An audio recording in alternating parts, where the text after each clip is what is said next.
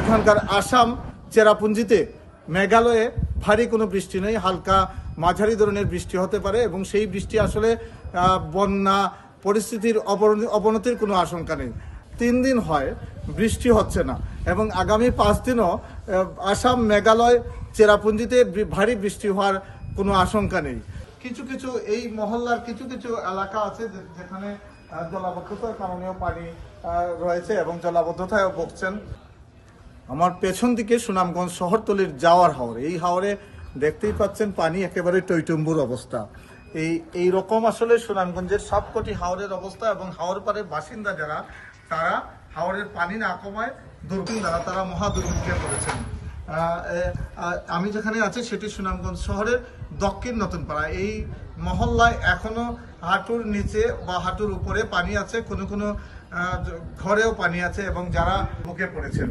নদীর পানি বিপদসীমার নিচে নেমেছে সুনামগঞ্জ পয়েন্টে। আজকে সকালে বিপদসীমার 11 সেন্টিমিটার নিচ দিয়ে প্রবাহিত হচ্ছিল, তবে ছাতকে বিপদসীমার উপর দিয়ে যাচ্ছে, 70 সেন্টিমিটারেরও বেশি বিপদসীমার উপর দিয়ে যাচ্ছে। নদ নদীর পানি কমতে আছে, কিন্তু হাওরের পানি এত ধীরে কমছে যে হাওর পারে যারা বাসিন্দারা তারা মহা দুর্ভিক্ষে পড়েছেন।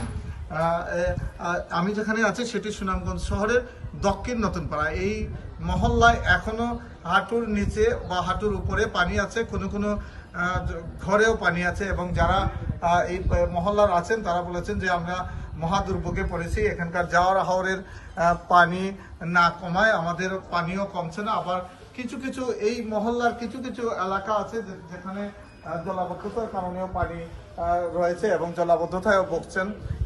এই অবস্থা শহরের অনেক এলাকায় আছে এবং এখন যেটি হয়েছে যে গত 3 দিন হয় বৃষ্টি হচ্ছে না এবং আগামী 5 দিনও আসাম মেঘালয় চেরাপুঞ্জিতে ভারী বৃষ্টি হওয়ার কোনো আশঙ্কা নেই। এখানকার পানি উন্নয়ন বোর্ডের নির্বাহী প্রকৌশলী জানিয়েছেন যে আগামী 5 দিন এখানকার আসাম চেরাপুঞ্জিতে মেঘালয়ে ভারী কোনো বৃষ্টি নেই, হালকা মাঝারি ধরনের বৃষ্টি হতে পারে এবং সেই বৃষ্টি আসলে বন্যা পরিস্থিতির অবনতির কোনো আশঙ্কা নেই।